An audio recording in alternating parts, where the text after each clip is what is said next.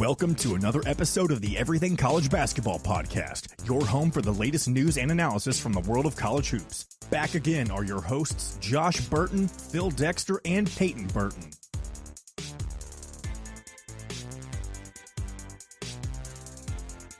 What is up, you guys? Welcome back to another edition of the Everything College Basketball Podcast, episode 127. I'm, of course, your host, Josh Burton, and joining me yet again today are a pair of my teammates, Mr. Peyton Burton, Mr. Phil Dexter. Happy late Boxing Day if you're in the UK. Happy late Merry Christmas to all you around the world listening and watching in on this show today. Fellas, how was your Christmas? It was good. It was actually really good. I woke up at like 8:30 in the morning, opened up some presents with my nieces and nephew, and obviously the rest of the people at our house. Played some video games. Had a good night. Did some drinking. You know, Josh got me this fucking like 15 shots of Fireball. Matter of fact, I got one right here, and I'll take it here in a minute after I'm done. But and to top it all off, go Pack, go, motherfuckers! Don't let us get in the playoffs, baby. Don't do it. Don't let us get in the playoffs. Phil, our buddy Johnny Stroud, me and him's been talking for the last couple weeks, and he's in agreement. And I've been screaming from the top of my lungs, don't fuck around and let Green Bay get in the playoffs, baby. Don't let them do it. Yeah, I mean, our track record as underdogs in the playoffs is pretty damn good, so I'll take it. We still need a couple things to swing our way, but things are looking good. And yeah, yesterday Christmas was a good day. Did some drinking last night as well. Me and my buddy Elijah Craig met up for a few shots and got a little tipsy. But yeah, just happy to spend it, you know, with my family and then also with my work family. Gotta shout out my boys at the office. We had a good one. So. Well, one other thing on the Packers too is a couple things. The last time we won the Super Bowl, we had to come in as the wild card, and we went to Philadelphia, beat them.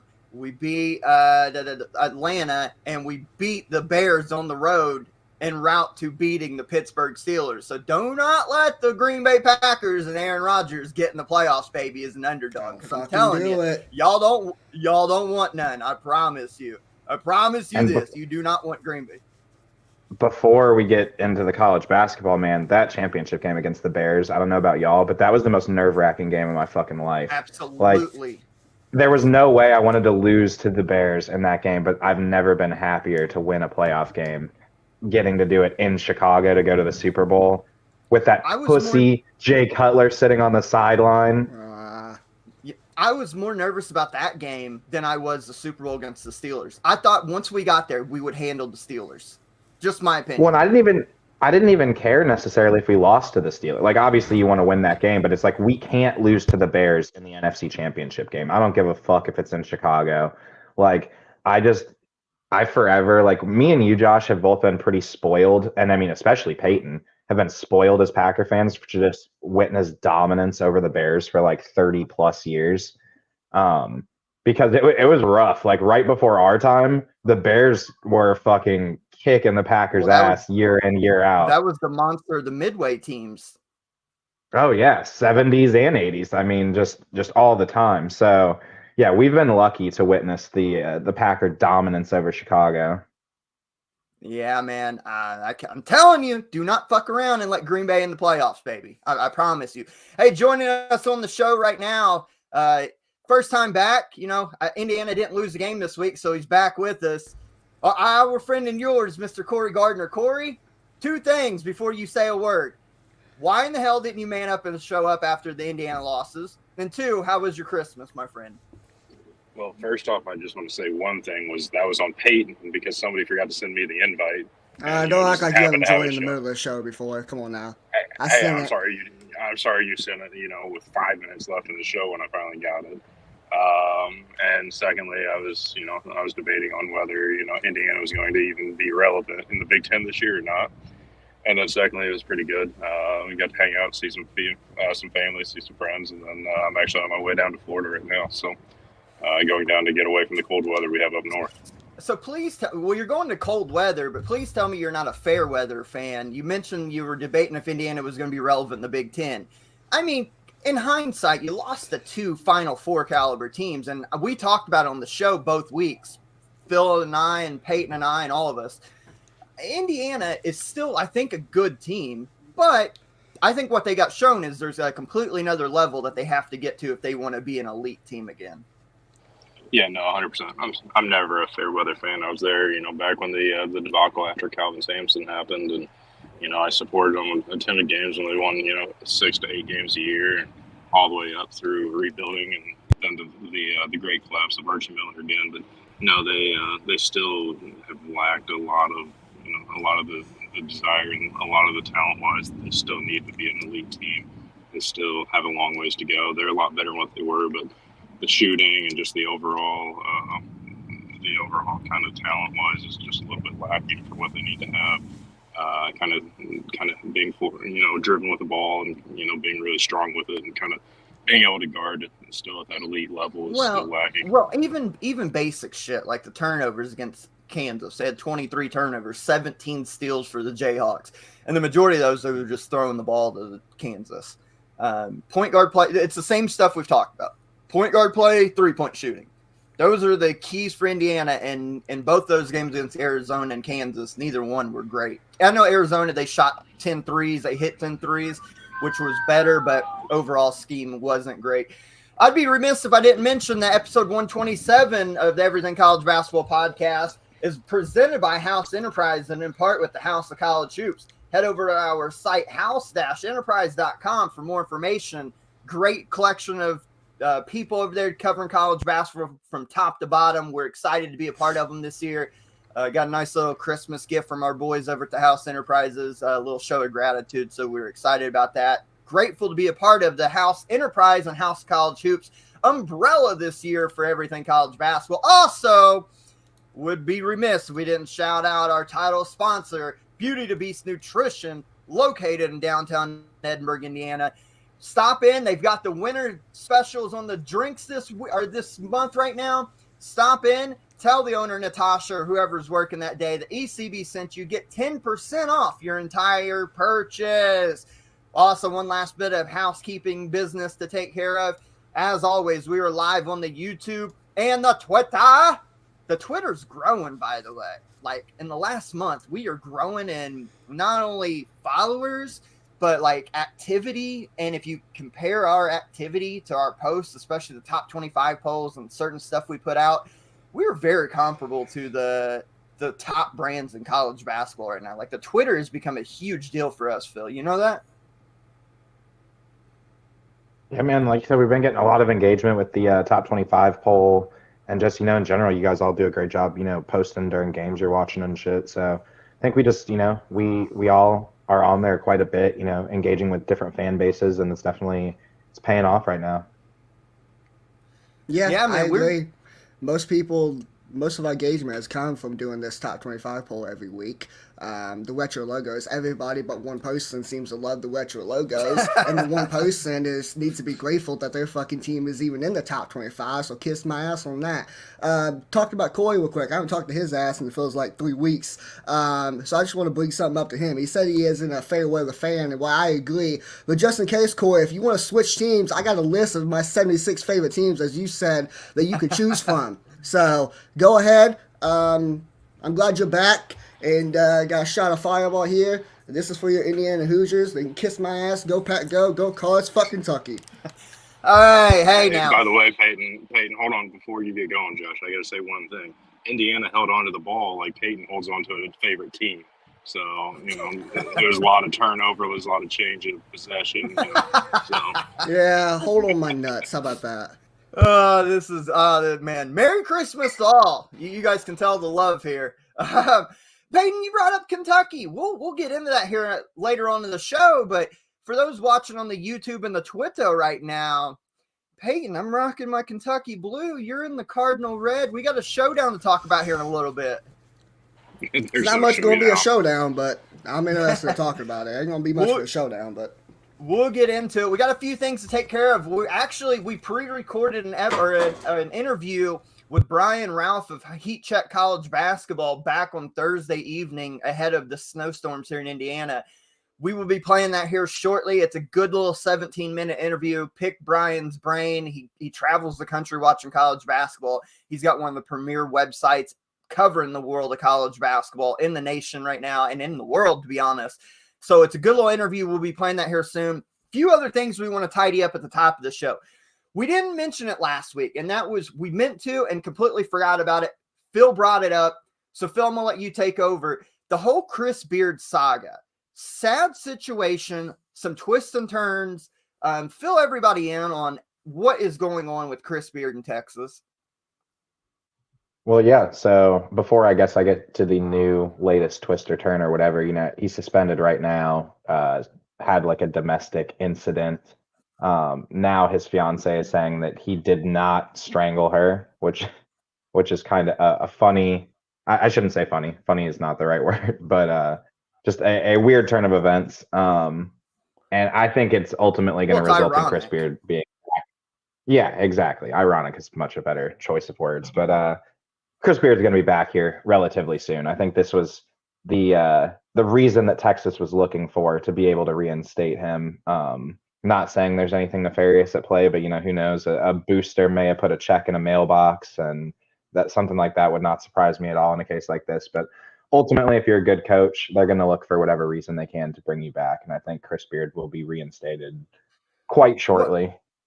Well, it's so odd because it kind of came out of the blue. It happened, I think, at like 4 a.m. on a Monday, and his team played that night, and he was detained in jail. And these are situations we've got to be very careful about because you don't want to incriminate somebody and you don't want to pass judgment without the full story. So we got to be careful when we talk about this. But what we know is what Phil said is that somewhere around like 3 or 4 a.m. out in Texas, he was arrested for like a domestic, I don't think it was violence. I forget the actual terminology, but a domestic dispute. And it was claimed that he had strangled a party that was living in his household, and he was taken to jail and detained. Obviously didn't coach that night, hasn't coached since. Then Phil mentioned that it comes to find out it was apparently his fiance, and that she's now saying that he didn't strangle her. Who knows what the hell is going on? But I know this isn't a great look one way or another. If he didn't do it and he's falsely accused, then that is a terrible look to accuse somebody of that. And if he did do it, I don't think there's any way he can coach college basketball again, at least not for a year or two. One of the things that got me was in the report that came out just yesterday or the other day, was that she said that she told the police that he didn't, or that it was brought on by her, and that she acted out in violence first and things like that. So it's like, if that happens, it's like, why is the police so quick to judge and things, and just jump straight into arresting him without kind of finding out both parties. But it was just a wild turn. What actually did happen that originally on that Monday morning. Well, part of his release too that I remember seeing is that he had a no contact order. He couldn't be within 500 feet of the home. I mean, a lot of craziness. And again, it's not a good look one way or the other. So it's still a developing story. Chris Beard, as of this recording on December 26th, has not been reinstated. We still don't know what the hell is going to happen with legal implications, his coaching career, but big topic of discussion the last couple of weeks in college basketball because it came out of the blue, and it's just one of those things, man, you don't want to talk about. You don't ever hope that happens. It's crazy. But we got another kind of transition away from something that's super serious like that to something that another piece of business out of the blue. Phil, I tagged you in this article that I've seen on Twitter, and newcomer to the Big Ten, he's done a tremendous job in his first half season so far with the Maryland Terrapins. But he's stirring up a little controversy, Mr. Kevin Willard is. Go ahead and let the people know what is exactly he's in the line of fire for. Well, he's a little upset at the Big Ten conference schedules. So Maryland only plays 2 of their first 7 Big Ten games at home. And he's a little unhappy about that. And he just said that he basically thinks because they were, at the bottom of the conference or projected to be at the bottom of the conference, that he thinks the Big Ten screwed him a little bit with the scheduling. He said, he was talking about the Big East, but he said they would never load up first 5 of your first 7 on the road.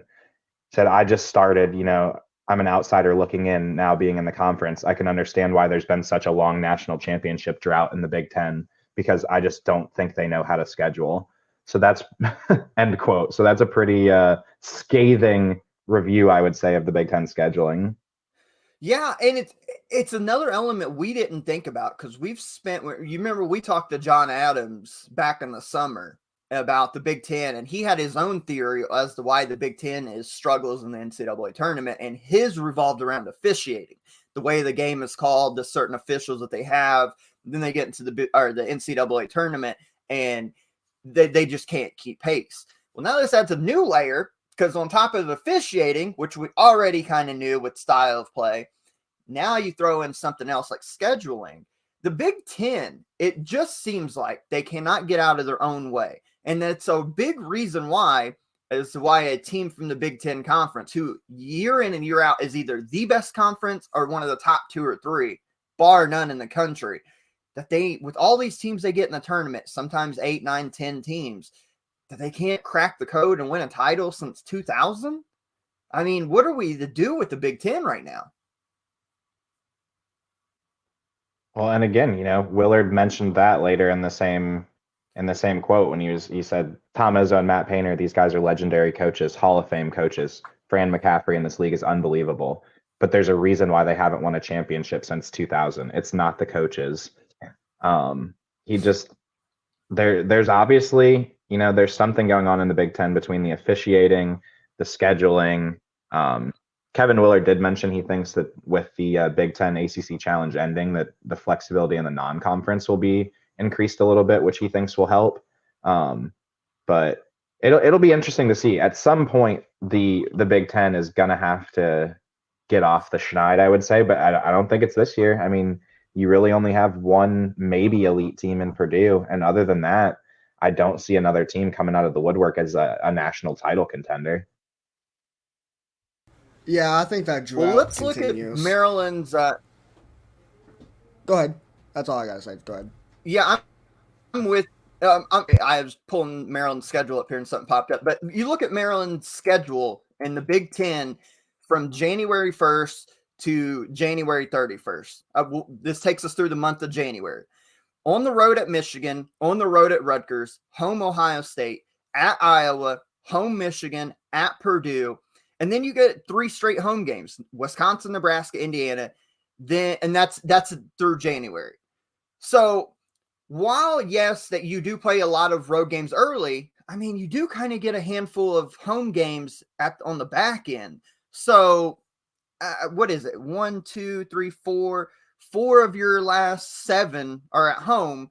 So as long as you hold home court, and I know on the life on the road and conference play is not easy regardless, but I mean, you do get a lot of home games per se on the back end. So I don't know. I don't know how to feel about that. Like, I agree with him, because I think the Big Ten's got to be better as far as scheduling, refereeing, style of play, all that.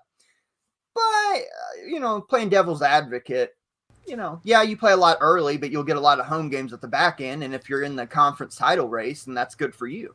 Yeah, I get that, but the thing is with me, and I agree with him 100%, the Big Ten as it is, it's tough. It's tough anyways, but when you're playing majority of your away games to start Big Ten play, to start it off right off the bat, I mean, that's just fucking ridiculous. I agree. The scheduling has to get better, because there's no need to play majority of your away games to start Big Ten conference play, because I don't think any other conference does that shit at all.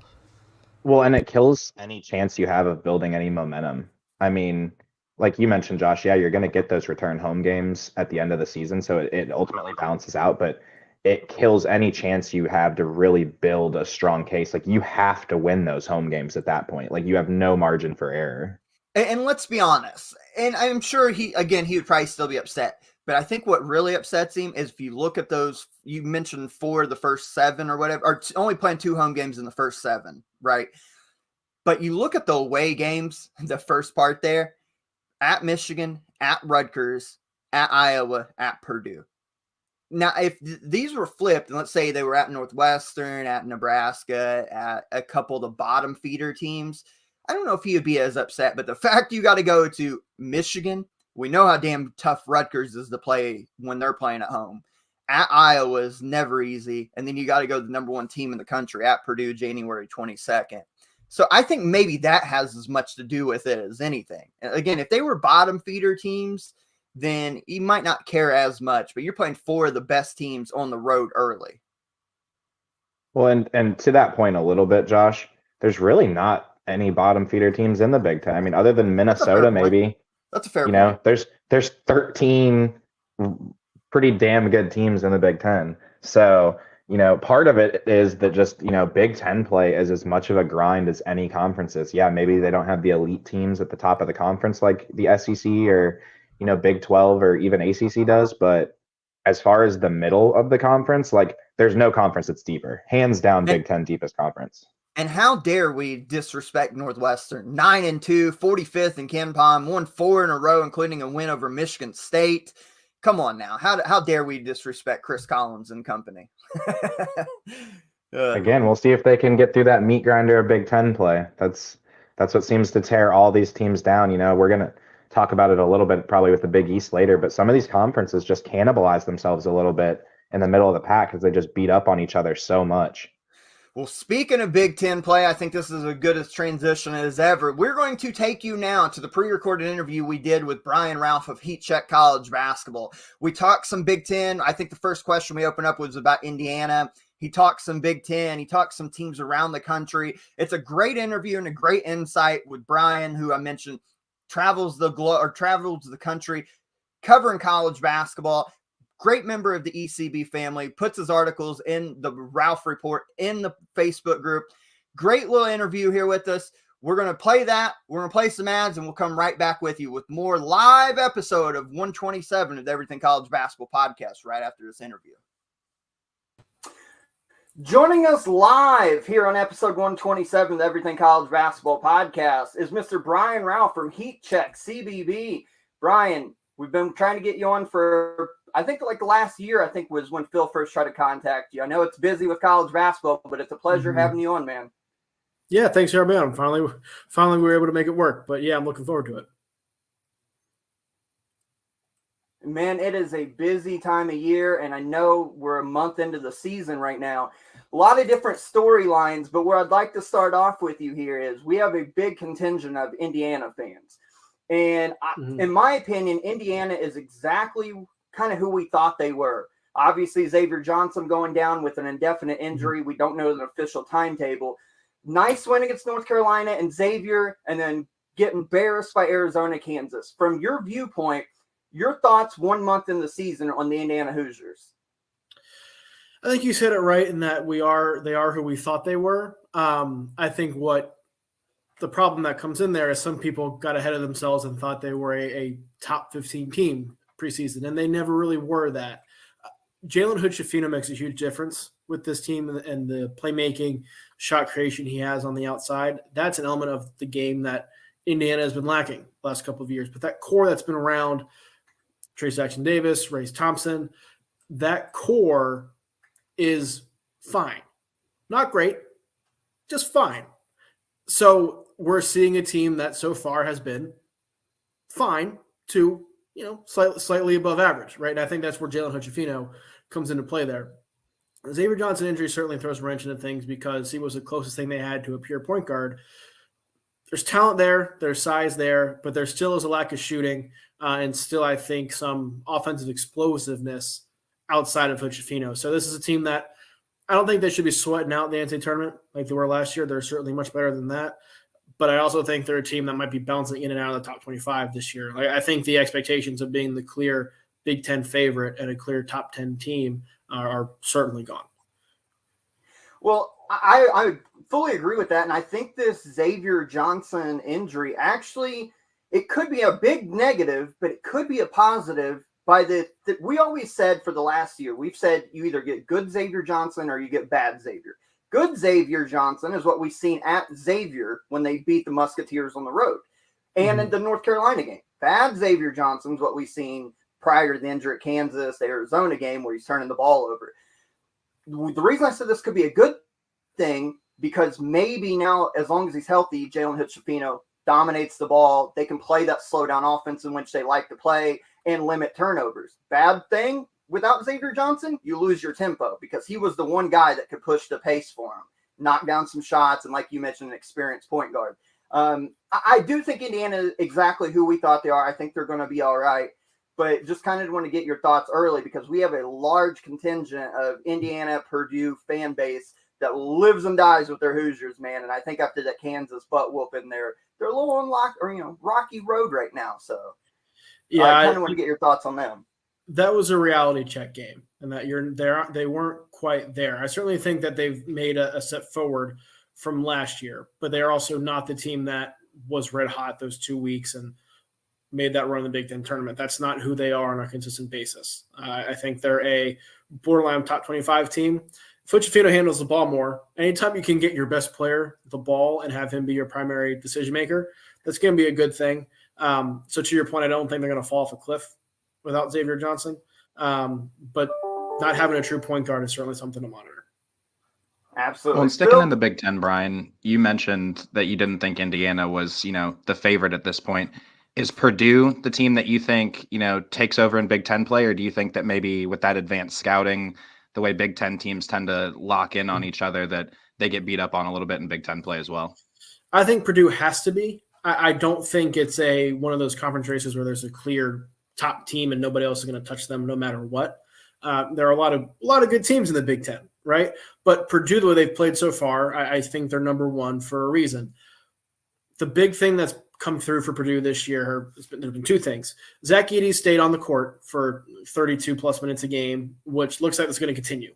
Having him out there that long, that's a great thing.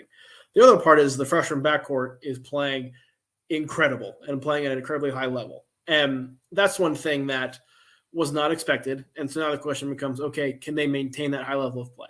So if they go from being one of the nation's best backcourts to just being one of the Big Ten's best backcourts, I think that Purdue is vulnerable, and you could see some other teams jump in there and potentially win the Big Ten instead of Purdue. But if that backcourt is playing at a high level and maintains this level of play, Purdue has to be the favorite. Stay on the Big Ten, one of those teams I think could potentially win the conference this year that surprised me a lot is Wisconsin. Wisconsin's 9-2, they're ranked 36 in KenPom, shooting 37.4% from the three-point line. They got 2 losses on the season, but those 2 losses was overtime loss to Kansas, which took a Bobby Pettiford game-winning layup to do so. And they lost by 3, 78-75 to a Wake Forest team who just beat Duke this week. They got some decent wins against Marquette, Maryland, Iowa. What's your thoughts on what Greg Gard has done this season for Wisconsin? This is what Greg Gard does. I think he's one of the more underrated coaches nationally because we always expect Wisconsin to take a step back every offseason, right? It's like, oh, they lost these guys. There's no way they can replace them. And then there's development that happens and breakout guys. They have another good season that competes for a Big Ten title or wins a Big Ten title. Then it becomes, oh, well, they lose those guys. I don't see who's replacing them. I think they take a step back this season. And the cycle just continues over and over again. And I think we're seeing that this year, right? They've had a number of guys step up. Tyler Wall's been excellent. Chucky Hepburn's always taking a big step forward. Stephen Crowell on the inside as well. Guys are making an impact, and it helps when you have a program with the kind of culture and defined style of play that Wisconsin has. Players know their roles. They know what roles they can go into and what's expected of them. And they don't beat themselves. And that can take you a long way in college basketball when you have 18, 19, 20-year-olds trying to make decisions on the fly, right? Sometimes there are questionable decisions that are made in there. So I don't know if they have the top-end talent to win the league again like they did last year. That was a Johnny Davis thing. There's no Johnny Davis on this roster. They don't have a Johnny Davis. Yeah. But they're good enough, I think, to be a top 25 team, finish in the top 4, and get a double bye in the conference tournament. And I'm with you. And we got to send a special shout out to the Indiana boys, a freshman this year, Connor Esigian. He played well down there in battle for Atlanta, stepped up in a couple key moments for him. Hey, Peyton and I talked about it last week on episode 126, kind of looking at the first month of college basketball as a whole. And you don't want to overreact, but we do have a bigger sample size with a month in. So I want to put it to you. A month into the season, kind of a couple teams, and it doesn't have to be an exact number, but just a couple teams that stand out as maybe some that have been more disappointing to you, like a Creighton was for us, and some that's been more impressive, like a UConn, because I don't think there's any chance any of us saw UConn being this good, this early, dominating by double figures in just about every single game. Yeah, Purdue is certainly one of them because I think it's sustainable. This is the best version of Purdue. I don't think you're getting better than this, but I think it's better than anything we thought we were going to get in the preseason. UConn's in the same boat in terms of this is as good as I think UConn can be. I don't know how much better they're going to get as the season goes on. Right now, the way they're playing is good enough for them to win a national championship, but they're not going to get better, and other teams in the country are going to get better. So that's one thing I'm interested in looking for with UConn. Disappointment-wise, Creighton is certainly up there. The shooting splits between what they did during their 6-game win streak at the start of the season and 6-game losing streak recently, completely different teams. You had one of the better shooting teams in the country in the last 6 games. They're not one of the worst shooting teams in the country. They're going to find a middle ground somewhere, but I also don't think they're as good as they probably looked earlier on in the season. I'm going to flip back to teams I like now. I really like Miami. Oh, and yes. Love Miami right now. They're a team that isn't getting talked about as much, and I'm not really sure why, considering they brought back some pieces from the Elite Eight team, landed 2 of the top transfers in the portal, Nigel Pack and Norchad Omir. Isaiah Wong is an All-American candidate. I think he's kind of a player in the ACC.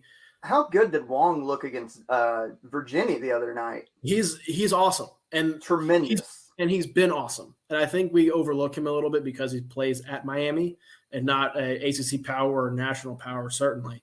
But the pedigree that they have now, making the Elite Eight last season, coupled with the guys that have coming in, the way they play, win over Virginia, they're a really good team that I don't think is getting enough credit right now.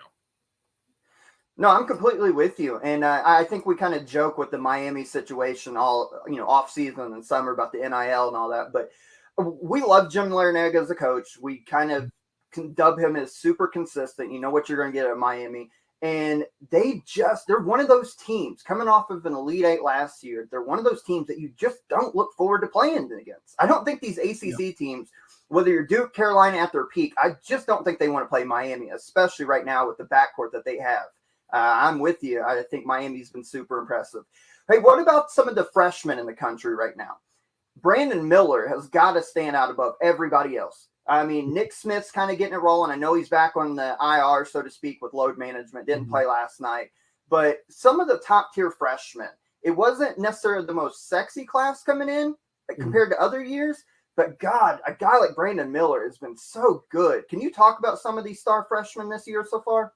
Yeah, Brandon Miller has been awesome. And I think he's played his way into being the first college player taken in the draft. And I think that's part of the reason we haven't seen as much hype around the freshmen is the fact that the clear-cut top guys who are going to go early in the draft, 1, 2, and probably 3, aren't college players, right? You have Victor Wembanyama, and then you have Scoot Henderson, who's playing for G League Ignite, and Amen Thompson, who's playing for Overtime Elite. So the fact that there's not like a obvious top 3 pick has, I think, lessened some of the national attention that we typically pay to freshmen. But Brandon Miller has been playing awesome. I think he's certainly in the conversation with the first guy drafted out of college. Really good size. He's shown excellent playmaking or shot creation skills off the dribble for somebody who's that size. You don't see that often. So he's going to go pretty high and has certainly had a huge impact. He scored 30-plus against Gonzaga. He kept them in that game. Nick Smith has the ability. We haven't quite seen it yet because of the injuries he's been dealing with. But the guy who's impressed me the most is Keontae George at Baylor. He's somebody who is a probably traditional shooting guard, right? He's 6'5", decent size. He is a great shot creator off the dribble. He's somebody who can score from all 3 levels. Doesn't need you to run and play for him. If you just give him the ball, he will find a way to score. He's also been a better playmaker than he's gotten credit for, and I think people recognize. He has several games this year where he's got 7-8 assists. He's leading Baylor in that category, I'm pretty sure if I remember correctly. He is just an overall offensive menace, a guy who we talked earlier about Hitchfino. You want your best player to have the ball in his hands. Good things happen when Keontae George has the ball in his hands, whether he's scoring or passing, creating a play for somebody else. He's been the one who's been most impressive, and I think Baylor's one of those teams that's been pretty good this year, is what we thought. They're going to go as far as Keontae George takes them. Yeah, and it's amazing. And I'm going to let Phil wrap this up, but it's amazing looking at a couple of those star freshmen. And you look at a guy like Amari Bailey, who has not shown out whatsoever here. Phil, I'm gonna I know Brian's time is precious and we appreciate him on. Phil, I'm going to let you close this thing out. Yeah, I just want to switch gears a little bit here. We've talked about a lot of the teams and the players kind of in the national spotlight, but want to shine some spotlight on maybe some mid-major teams that you like that we should keep an eye on throughout conference play, as we head into tournament play. The team that I really like is James Madison. It hurts that they lost to Coppin State this week, so it's not as fun as it was beforehand. But James Madison is a team that has a lot of offensive firepower. I think they're leading the country in scoring. They've crossed 100 in more games than they haven't hit 100 this season. Going into Sunbelt play, Sunbelt's a very good league this year. They have a chance to win it, or at least be in the mix and put themselves in position for a good conference tournament run. Given their offensive firepower, they're a team that if they get to the tournament, no power conference team is going to want to face them. They've already played Virginia at Virginia. They had the chance to take the lead late in that game, and I think ended up losing by 5 or 6, couple possessions. They were in the game against UNC at Chapel Hill as well. That was a game that they had the ball, were down 1 or 2 possessions in the last couple minutes. They've already been tested against some of the best teams and held their own. So to me, if they're able to manage Sunbelt play and be consistent and not have the kind of Coppin State performance, they're a team that's going to be dangerous to watch in the Sunbelt. Yeah, and if I'm not mistaken, the loss to Coppin State, because I think Phil had mentioned it to me, didn't they have some issue? Is this the game, Phil, that they had an issue with the refereeing in this one, where they had refs missing? Yeah, the refs didn't show up. They had to delay the game by like 45 minutes. The James Madison coach kind of implied after the game that he wasn't sure who these replacement referees were. Not saying anything nefarious happened. I don't think there was any egregious calls or anything like that. But yeah, it was kind of a shit show. Yeah, and you're not saying it's not either. Yeah, it was, and it's one of those games that because we're in winter break for a lot of schools, that was played like middle of the day in front of no people. There's been some weird things that have happened this week because of that. So I'm willing to throw that out as an outlier from James Madison because other than that, they've been really, really good this year. Well, we love the James Madison pick, and we will definitely keep an eye on them. And, man, we appreciate you. Like I said, I think we've been trying for a year to get you on. It's just scheduling conflicts and everything. So it's been a pleasure having you on, Brian, with us. If you real quick tell everybody where to catch your media at, where to catch where you're at. I know you've been in and out of games, so let the people know where they can find you at. Yeah, you can website tcheckcbb.com. You can find everything you want as a college basketball fan. We try and cover the game from all angles for college basketball fans. We're not going to hit on the same top 3 headlines that every site has picked. Our goal is to make you a smarter college basketball fan and point out some things that might be happening down the road and things you should be looking for. HeatCheckCB.com. You can find me on Twitter at BRalph33. It's BRAUF33. I got a couple good things coming down the pipe. I have Ralph Report that I publish every Monday and Friday. That's up on the site. I also have an interview with Jalen Pickett that's going to be coming out here in a little bit, and a couple more features and things like that we have coming down the line. So really, really excited about what we have coming up on HeatCheckCB.com. Cannot wait that Jalen Pickett. He has been phenomenal this year. I can't wait to see what you have in store with that. And plus, man, the Ralph Report, every week you post it into the ECB Facebook group. We're glad to have you part of the ECB family. And we can't wait to get you back on, man. Like I said, I know schedules are tight and different because it's so busy throughout the season. But we'll try to get you back on and talk some more college hoops. But we appreciate your time today, man. And I hope you have a Merry Christmas until we get to talk again. Yeah, thank you guys. You guys do the same. Thanks for having me. Ladies and gentlemen, Mr. Brian Ralph from Heat Check College Basketball. Phenomenal interview. We're going to take a commercial break here, and when we come back, we got more Everything College Basketball, episode 127, coming right at you here in just a minute.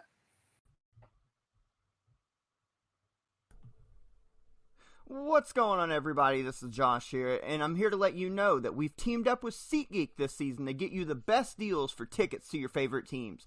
SeatGeek takes the confusion out of buying tickets, and they are here to give you some great deals. Get in on the fun and head over to SeatGeek, download their app, and use code NCAA Hoops Digest for $20 off of your first purchase. What's going on, everybody? This is Will Tondo, the co-founder of House Enterprise, and I'm happy to announce that the Everything College Basketball podcast is now part of the House of College Hoops Network. We're really excited to bring you some premier college basketball content this season, so check out the website www.house-enterprise.com for all of our content creators, all of our college hoop stuff, and we're excited to get this season rolling.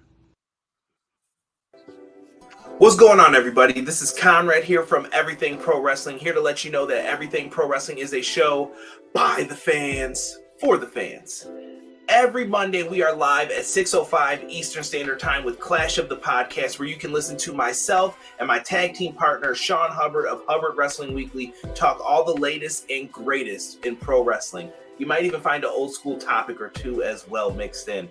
And every Wednesday, we go live on YouTube once again with AEW Dynamite post-show coverage. So at 10:05, head on over to the Everything Pro Wrestling channel and talk what we just saw on Dynamite with us.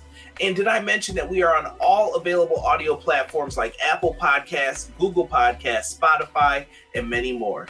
Thank you so much for listening to me, and let's get back to everything college basketball. What a great interview. I hope you guys enjoyed that. Brian was a good dude, man. His time was short, but like I said, we said on the pod or on the interview that we've been trying to get him on for a year. It's just scheduling conflicts. This dude is a busy man. He's happy to have him a part of the Everything College Basketball family. Go give Heat Check College Basketball some love. You can find him on Twitter. He posts articles in the Facebook group. One of the best sources for college basketball news and media you'll find. And just what a good dude, man. That was a fun interview. Yeah, I'm glad that he joined us finally after a year of trying to get him on. It was a pleasure having him on. He's definitely a very insightful, very smart individual when it comes to covering college basketball. He's been doing it for a while now. Make sure you go check out Heat Check CBB and check out what they're doing and check out his interview with Jalen Pickett from Penn State because it's definitely interesting. Yeah, Brian's a really good dude. Just a fantastic writer. Like both y'all mentioned, I enjoy reading the Ralph Report every week. And he gave us some great stuff, some really good insight into Indiana. Loved his pick with the mid-major team to watch out for in James Madison. They're a really fun team to watch. So, yeah, really enjoyed doing the interview with him. Yeah, a lot of fun, man. We can't wait to have Brian back on the show. Hey, while we were on that little break there while the interview played, Phil, you got some good news, didn't you? Yeah. At weird timing, but got credentialed for the John Wall this weekend, so we'll be covering that on behalf of House of College Hoops and ECB. Looking forward to it. So yeah, John Wall Invitational. Have 4 of the top 12 high school teams in the country there. Ton of top players. Should be a great time, including Kentucky commit DJ Wagner, and Aaron Bradshaw still plays there as well, right? He plays with Camden still. Yeah, as far as I know. Yeah. So you're going to be able to be there live and in living color to see them, which will be a lot of fun. But on this post-Christmas edition of Everything College Basketball podcast, fellas, we mentioned it last week, not a whole lot of games to discuss. There was a few. We will get into that. We'll talk a little bit about this upcoming week's slate. But let's start with, it was on Tuesday night. It was my bank on it, which I got correct if you listen to episode 126. Virginia went down to Miami for an ACC tilt, and the Hurricanes rocked you like a hurricane in that one, baby, because Miami held on to win 66-64. They were up. How much did they get? They got up 15 points in the second half, 41-26, and Virginia mounted a comeback, but Miami was just too much. We talked a little bit with Brian about it, but how good was Isaiah Wong in this game? 24 points, 6 rebounds, 5 assists. Ken Pom MVP. The Hurricanes, yet again, coming off the Elite Eight from last year. We know how good Larinaga is as a coach. Everybody knows that. Since he's got to Miami, they went from essentially a doormat in the Big East and the ACC to a team that wins ACC titles and contends at the top. This Miami team, with their backcourt play, and we know backcourt play means a lot come NCAA tournament time. This Miami team could be one of those sneaky teams that could get to an Elite Eight again. Absolutely. I mean, you mentioned the backcourt and Isaiah Wong, but Norchad Omier in that game specifically was, one of the most physical players I've seen all year. The officiating allowed him to maybe get away with a few things that he probably won't normally get away with, but he definitely sets a physical tone for them. But Isaiah Wong is like a true superstar. I think Brian mentioned it a little bit in our interview with him. But 24 points in this game on 7 of 13 shooting, 2 of 3 from 3-point land, including a fucking amazing 4-point play. Completely dominated the first half. A little concerned with what I've seen out of Virginia in some of these big games, though. Reese Beekman needs to be better in these big games. He finishes with 10 points in this one, but was just absolutely invisible early. And I think, to be fair, he was coming off of an injury, so I don't know how completely fit he was. But I'm with you. Outside of early games, who was it that Virginia beat? Or they went to Michigan and beat Michigan. But yeah, these big games. Like Baylor, the big Baylor game. That's right. Yeah. In the Illinois game. But the last couple games, I'm with you. When they're at home against Houston, they don't really show up like you think, and then going on the road to Miami. So I don't know what to make of Virginia. We know when they're firing and they're playing their defensive brand of basketball that they can make a Final Four. But I don't know how well I trust them right now. Well, and they're just guard play in general needs to be better. I mean, Kihei Clark was not good in this game. He's just 2 for 10. Armand Franklin 0 for 7. They need to be better overall if they're going to compete with these top teams. You know who they kind of remind me of? Not completely, but just similar, is Gonzaga, where unlike Gonzaga, they need Timmy to play well and their backcourt to play well. The backcourt for Virginia's got to play well, and Vanderplas had a good game in this game. He had 20 points, only 4 rebounds, but they brought him in to be a distributor, almost like a Draymond Green type in a way. Not the great defensive player Draymond is, but kind of a point forward that can do a little bit of everything. He's a great passer out of the post, good vision, can knock shots down. He had 20, so he played well in this game. He led them in scoring, but their wing play, not necessarily the backcourt all the way, but their wing play, Jaden Gardner and Armand Franklin, I know he's technically a backcourt, but he plays on the wing in this group, but Gardner and Franklin have to be better. Gardner at 8 points, Armand Franklin 0 points. Those two have to play better. Because at some point, Beekman and Clark, you would think is going to get it rolling and be a dynamic backcourt that we thought. Gardner, Franklin has to be better if Virginia wants to reach their ceiling. I agree. It's not even just them. Caden Shedrick had 2 points in this game. He shot 2 field goals. That's it. And he's been playing well. You mentioned that Baylor game. He had like double digits. He was double digits scoring in that game as well. And he played well in the Illinois game as well too. But he's got to play better. Their front court in general, whether it's Gardner, and I've been extremely disappointed with him to start the year. If you guys checked our magazine out that we did this year, I spoke highly of Jaden Gardner because I thought he could average a double-double this year or get a lot of double-double games this season, and I don't think he has one to start the year off, so he struggled tremendously. And you mentioned Vanderplas. If he didn't come off the bench and put up 20 points, he saved Virginia's ass from getting blown out in Miami because he's the only one who particularly played well. You mentioned Beekman. Beekman almost had a triple-double. 10 points, 9 rebounds, 9 assists. But the biggest discrepancy in his stat line is he had 4 turnovers, and that's your starting point guard. That can't happen. I want to ask. Well, like I said, Beekman had a better second half, but he was invisible in the first half, and he can't come and go in games like that. I want to put it to the three of you. If you've seen these teams play for the first time, if you haven't seen Virginia or Miami play it all year, and you watch this game, first time watching them, and we told you one of them is the favorite to win the ACC, you walked away had to thinking Miami's the favorite to win the ACC in this game, didn't you? They might be the best team in the ACC. Go ahead. I was going to say, they definitely have the recipe. They have probably a guy who's going to compete for ACC Player of the Year in Wong. They have a physical front court, player in Omir. They have some shooting. They could definitely get it done. And then Nigel Pack hasn't played well so far. Nigel Pack was a great player for Kansas State last year. If he comes on a little bit, that may give them 2 stars in that backcourt.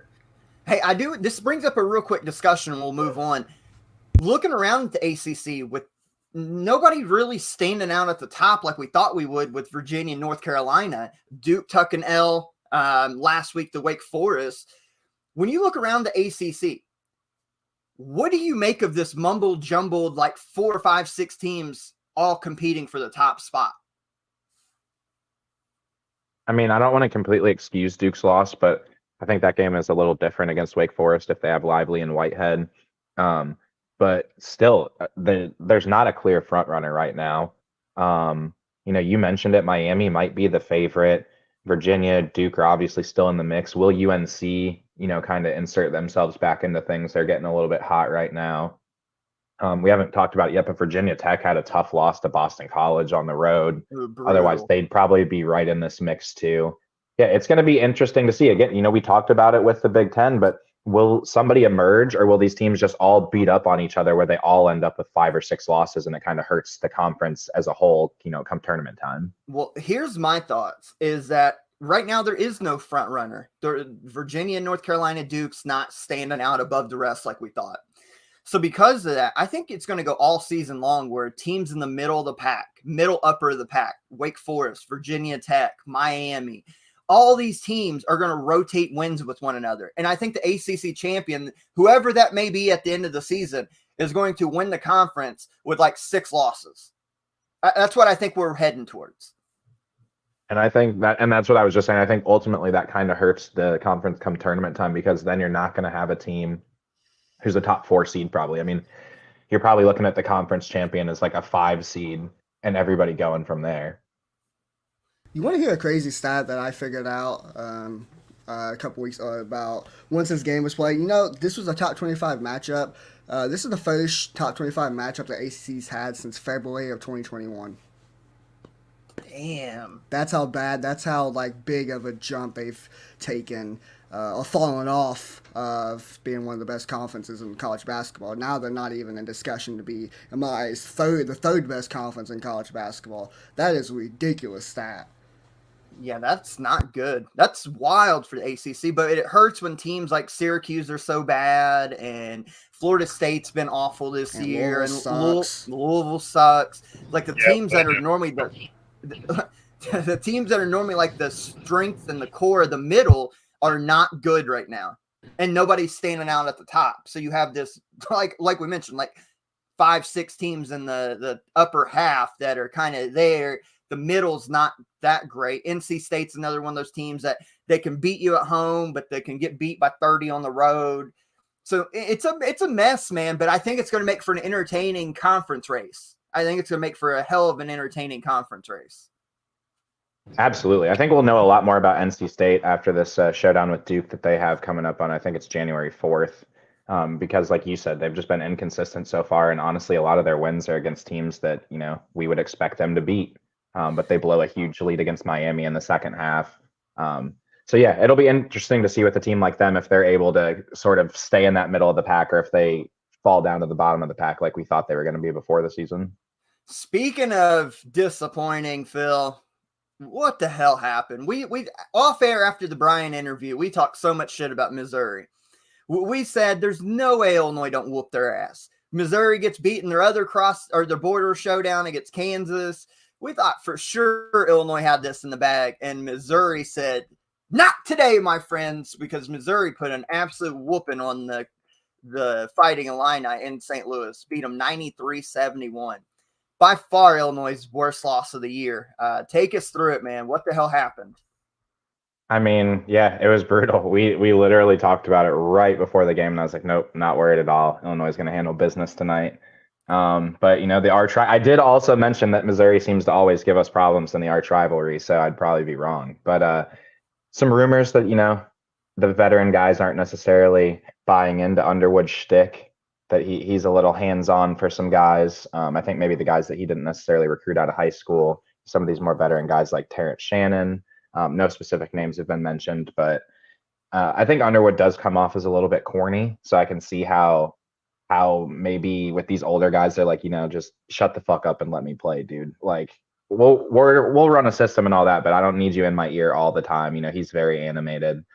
I also think Coleman Hawkins, the inconsistency, man. Some days he comes out and is a triple-double threat, and then you have games like this where he's just awful. I mean, 4 points, 6 turnovers, 6 rebounds, but 0 for 6 from 3. 2 for 8 from the field in general. I mean, we just can't have performances like that out of him. Do you think RJ Melendez? Do you think Coleman Hawkins has fallen in love with shooting a 3 as a big man? Because I do. I do, and I think that's an element to his game that he needs to have. But like, you can't go 0 for 6, especially not in the flow of this offense. Like, if you're 0 for 3 or 0 for 4, then maybe you got to stop pulling the trigger on that look today and Yeah. contribute in other ways. I mean, you're bringing up the 3-point shooting. That's not even what's most concerning to me. It's 6 turnovers. You cannot have 6 turnovers as a player in a game. I mean, Illinois has 17 turnovers overall in this game, but nobody else is egregious. You have 2 from Mayer, 2 from Shannon. Epps has 3. I mean, if you don't have his 6 turnovers, it's not a bad game as far as taking care of the ball goes. So that's unacceptable. But RJ Melendez hasn't taken a huge step forward like a lot of people were expecting. He's done literally nothing, basically. Him and Sky Clark in this game combined for as many points as the 4 of us did against Missouri. And I was just about to bring Sky Clark up too. There's been a lot of growing pains with Sky Clark. He's had moments where he's looked unbelievable and like one of the, top 10, 15 freshmen in the country. And then he's had quite a few games like this where he's just been non-existent. Jaden Epps, it has been some moments where he's been really good, but he tried to do too much in this game. I mean, he goes 2 for 8 from 3. Terrence Shannon's 0 for 5 from 3. Just 7 for 31 from 3 overall, 22%. You're not going to win too many games like that. Just a terrible overall performance. And Outside of Matthew Mayer, Illinois starting 5 outside of Mayer was 0 of 14 from 3-point line. Yeah, that's not going to win you a lot of games. The other thing I want to mention on Coleman Hawkins is I feel like he's got some information over the offseason from potential draft people that being 6'10", he's going to have to step his game out, which has worked in games where you beat, was it Baylor or UCLA? I forget which one you beat in Las Vegas. UCLA, when he played phenomenal. And you've mentioned he's been triple-double threats, but this is the flip side. He's 6'10", running almost like a point forward, point center type deal. And you're going to have games like this where he settles for the 3-point shot, goes 0 of 6, has 6 turnovers because he's trying to make decisions when he should understand his role, that he needs to be a pick and pop big, not a point forward big trying to run the point guard spot. It's not going to work consistently like that. If he would evolve his game to, hey, I will take the 3 because I have to and I have the ability to hit some, but out of the offense where I'm picking and popping or in transition threes, as opposed to, hey, give me the ball, let me try to set up the offense. That's not going to cut it. No, I agree. I think you can have elements of that. I mean, I think you can work that in like, okay, hey, we need to give Shannon a breather on this possession. Let's let Coleman Hawkins work something out of the high post. You can do things like that. But as far as having him in this point forward role, like you mentioned, consistently, it's just not going to work. And Hawkins is at his best for this team as like a high effort guy. He can hit the boards hard. He can get the loose balls. He's fairly athletic. He can switch a little bit. But he's not going to be a feature guy. And so I think seeing him sort of teeter on this wanting to be featured with Terrence Shannon, like they need to let that go and let him go out there and be 25 minutes of just fucking making your life miserable as far as how hard he plays and how high his motor is. Yeah, not a great look for Illinois, but real quick on the flip side for Missouri, we joked about they're 11-1. And they completely turned the roster over, new head coach and all. And we joked about their schedule being so bad. They lose the game to Kansas in their first big game, embarrassingly. But they turn around and blow out another rival. So they're 1-1 in big games right now. They're 11-1. What do we make of Missouri? Does this look like a current NCAA tournament team? Kobe Brown went for 31 in this game. Yeah. I'm going to talk about him. I'm glad you just mentioned him. Yeah, he went 31 points, 5 rebounds, 8 assists, 10 to 15 from the field, 3 to 4 from the 3-point line, and hit all of his free throws. He was a monster. Illinois could not contain him at all. No matter what they did defensively, they could not stop Kobe Brown from going off and getting what he wanted. So he played absolutely ridiculous. And as far as Missouri making the tournament, I mean, they got their marquee win against Illinois, beating the shit out of them. It's a top 25 matchup they just won. But as far as them being a tournament team, I think they're going to struggle tremendously in the SEC this year. I think they're going to have probably close to double-digit losses. To be fair, they shot 10 of 20 from the 3-point line, 50%. I don't think they're going to do that again the rest of the SEC play. They might shoot about 40% in one game, but in a couple games. But I don't think they're going to shoot as good as they did against this Illinois game. They played well, but I don't think they can consistently play well in the SEC when there's a lot of good to great teams in the SEC, and I think they're going to take a lot of losses. So I don't think they're getting to the tournament. Well, you mentioned Kobe Brown with his 31 points, but he's one of the most improved shooters in the nation this year. So it'll be interesting to see if that continues throughout the season, because I think that'll be key to their success. But, he had never shot over 25% from three in his career, shot just 20% last year, and he's shooting 44.4% right now. And it's not on like a ton of threes, but I mean, he's taken 3 or 4 per game, it looks like. So if he can keep that up, I think Missouri can probably, maybe get through SEC play with 7-8 losses and be a solid tournament team. But if that, goes back to the mean of him shooting about 30% on the year, then they're going to really struggle. Yeah, I'm with you. This week, it seems that we're pretty much done with non-con games. Everybody now is going to be in conference play. SEC starts up their conference play, and let's stay on Missouri. We'll just do these rapid fire real quick. Wednesday night, Kentucky at Missouri. It's another big test for both teams. Kind of thoughts and previews, real rapid fire quick on this. Can the Cats go into Missouri with a team that's coming with a lot of confidence that we just talked about and take a road dub with the view of Louisville in sight on Saturday? I think they win this game. I'm not a fan of Kentucky's offense or lack of offense. I don't think anybody is. Yeah, the offense is just fucking. We mentioned it last week. There is no offense with this Kentucky team. It's a lot of ISO play. But I think they'll be able to do enough. I mean, to be fair, we said it with Illinois that I didn't think Missouri had anything for Dane Deja. I didn't think they was going to stop him from getting what he wants. I'm going to say the same thing for Oscar Tshiebwe, who's the reigning National Player of the Year. I just don't think they're going to be able to stop him. I think if Reeves hits a couple threes, he has not played well. I think Frederick does a little bit better on the defensive side of the ball, which I mean extremely disappointing with his defensive presence to start the year, because that's something we was talking about to start the season, how not only can he light it up from three, but how he was a good two-way player and he can get it done on the defensive side of the ball. That's come to not be true to start the year, so I think he can play well. I think Kentucky wins this game by 8 points or more, gets the job done, and looks forward to that Saturday game against Louisville. I think overall, 100% Kentucky goes into Missouri and gets the win. I think they just, like Peyton said, they just don't have anything down low to contend with Oscar, and I think it's a pretty high scoring outing for Kentucky for the win. Yeah, I think, like I just mentioned, if Kobe Brown shoots the ball well, Missouri could make it interesting. But overall, Kentucky just has too many pieces, and they beat Missouri pretty handily. Guys, I got my Big Blue Nation shit on right now, but we don't play well in Missouri historically here lately. That's a tough place to play. And I just don't trust our offense on the road. Home team's different. On the road, neutral site's completely different. If Cal is smart, and I will say this real quick since I did mention rapid fire, the game the other night, we struggled against Florida A&M for a while, and before we finally put them away and beat them by like 22 points. But the lineup down the stretch, he tucked Severe Wheeler out and put Kason Wallace at the point guard. Kason, we ran like 11 straight possessions of high pick and roll. We scored a bucket just about every single time. Kason Wallace, 27 points, hit like 6 threes in that game. I like 7 assists. If Kentucky's going to evolve their offense, you put Kason Wallace at the point guard, you run the high pick and roll, put shooters in the corners. That's it. If Cal's smart, that's what you do. Don't say in Severe shouldn't play because he can come off the bench and change pace, but that should be it. I'm saying Missouri wins this game because we don't play well down there lately, and I don't trust this. I think Missouri knocks us off. I'm just saying. I think that's fair.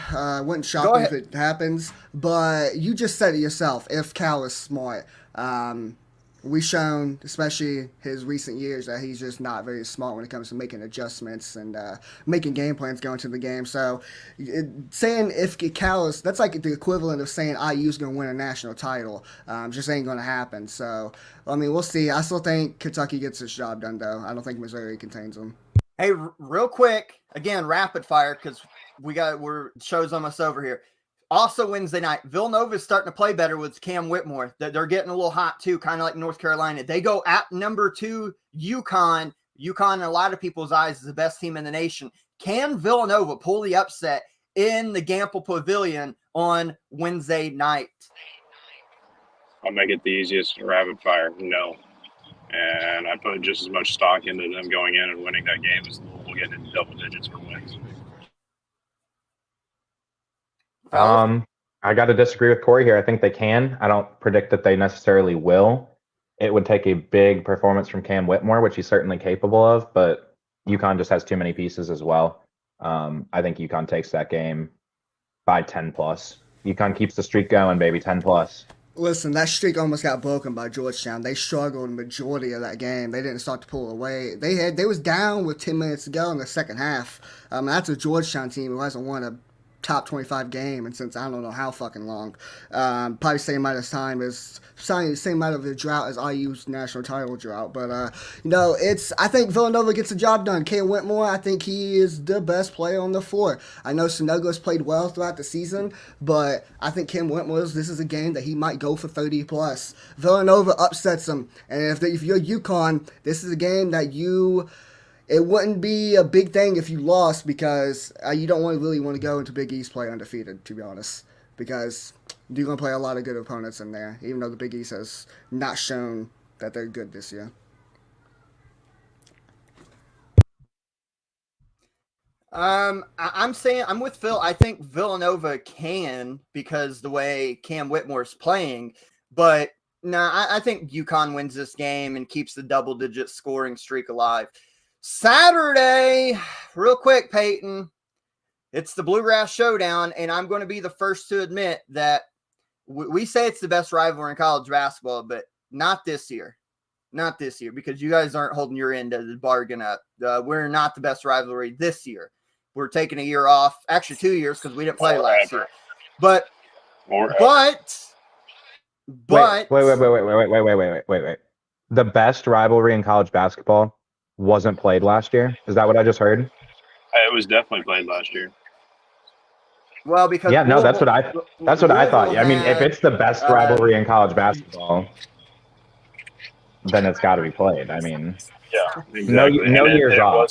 Hey, it was played twice last year, actually. I agree, Corey. I think we're talking about two different games, but it was not at the doing of the team in Lexington. I promise you that.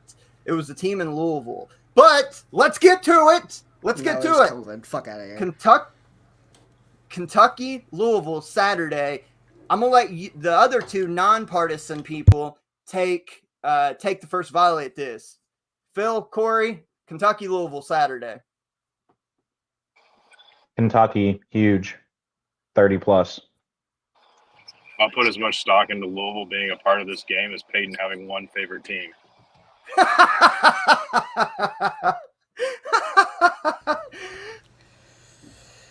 I don't even know why I even laugh at that. That shit ain't funny. He says that shit every fucking week he's on, besides the last 2 weeks because Indiana's lost. Kiss my ass.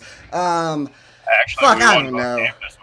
Congrats, you got a big win against Elon. Yeah, you definitely got your job done. Congrats. Hey, don't worry. We knocked off a team that you guys probably would have lost to, so it's fine. Who? I don't even remember who you even fucking played at this point. North Carolina. North Carolina. You know, they lost 4 in a row, and they fucking beaten the now. Hey, let's get stay anyway. Top 25. Hey, stay on topic. Kentucky, Louisville. Kentucky, Louisville. Fuck Indiana right now. Yeah, fuck Carolina and Duke too, because even though it's not the best rivalry this year, it's the best rivalry in the history of college basketball. I don't give a shit what anyone fucking says. That's fine. You can agree to disagree all you want, but the facts are facts, and that's a fact. That's one of Phil's facts right there. This is one of the least excited matchups in my eyes because I am not looking forward to this game at all. We got nothing to lose and we got everything to gain, and it's the opposite for Kentucky. They got nothing to gain from this, but they got everything to lose for this, so it's a definitely interesting concept here. I'd be happy if Louisville can keep this game under double digits. Doesn't matter if we lose or win. I don't even think really winning is an option unless L. Ellis can go for 40 plus, because I think he's going to have to do some incredible things. We don't have anybody. We got the size, I think, to compete with Kentucky on the front court. The only way I can see us potentially winning this game is if it's a stuck-in-the-mud defensive battle and no team's hitting shots, because I think that, even though that might work more in Kentucky's favor, because I think Kentucky has an elite defense this year, I think it can help us tremendously.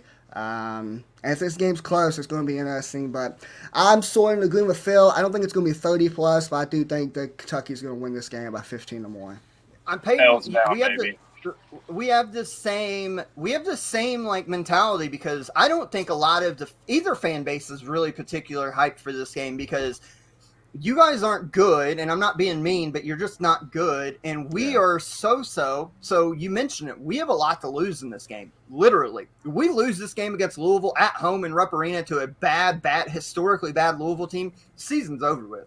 Like you can close the chapter on this season, because there's no coming back from that. And the same thing for us. If we win this game, it could change our season for the better. We can go on a big winning streak, and we can shut everybody up if we potentially win this game. So there's not a whole lot of the gain from this, which is sad, because it's normally Louisville. And I don't think the fan base, it'll be packed. Rupp Arena will be packed. But at the same time, Kentucky football plays their bowl game the exact same time. Yeah. And so the fan base is going to be divided. I just don't think people care.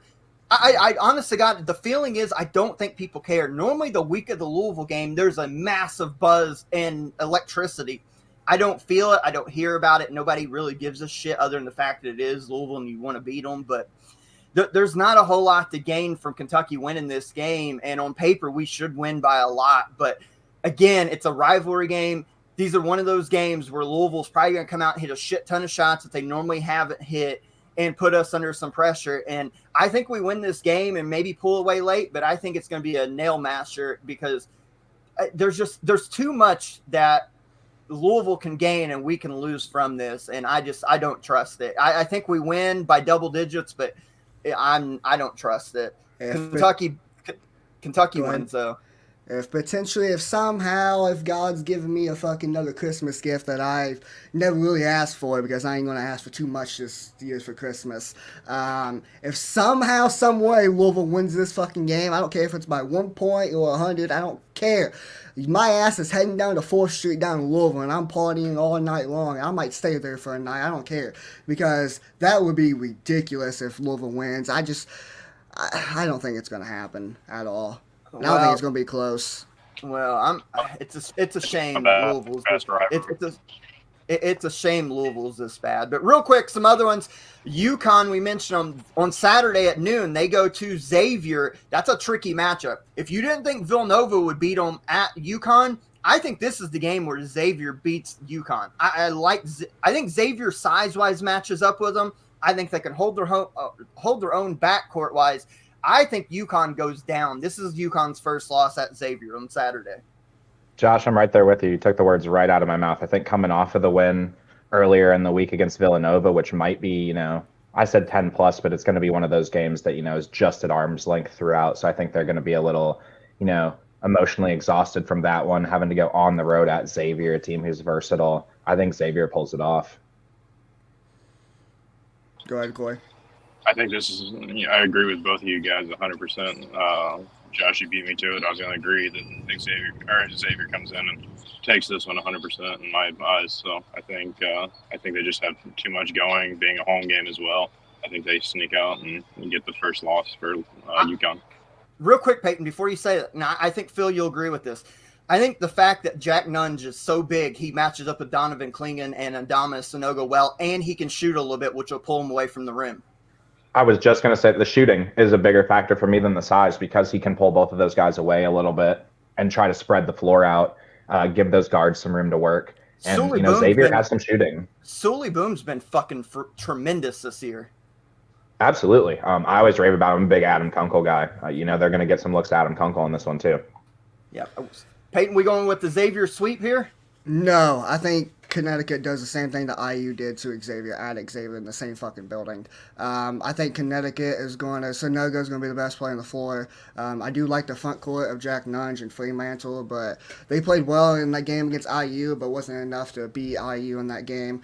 And most importantly, IU's backcourt, Xavier Johnson, had a hell of a game in that one as well. So I think Tristan Newton for UConn's going to have a big game in this one. Connecticut gets the job done after losing to Villanova. Let's not forget Sean Miller's one of the best schematic coaches in the game as far as making adjustments on the fly. I think that's going to be a fun one. Some other ones just real quick. Arizona at Arizona State, big rivalry game. Arizona State just got in the top 25 and then fell out. Bad loss. But any chance that Arizona State pulls the upset and knocks Arizona off? I don't see it. I think Arizona has too much size, too much depth, and overall shooting and overall capability. I think they still stay pretty handedly with this. Yeah, I agree. I think the front court's too much, and Arizona has the best front court in the country. Arizona wins this. Arizona State lost to San Francisco by 37 points. If you lose to San Francisco by 37 points, I'm not sure that you have any hope in the world of hanging with Arizona. So Arizona, big. We'll go with the Wildcat sweep because I like Arizona in this one as well. Red River rivalry here. Part 1, Texas at Oklahoma.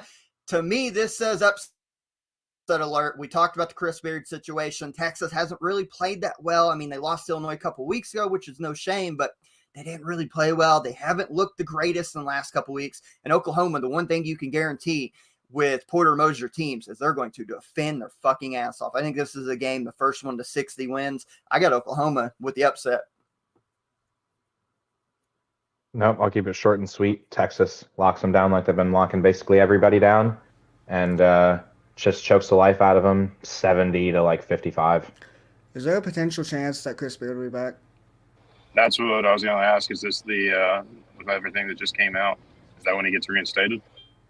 I mean, I think there's a potential chance, but they haven't said anything yet. I'll so I think it's sort of one of those things where he potentially comes back at any point now. I'll put it like this. If he's back, Texas wins. If he's not back, Oklahoma wins. I'm sad to say that I agree with Peyton, as weird as that is. I don't usually do that. So.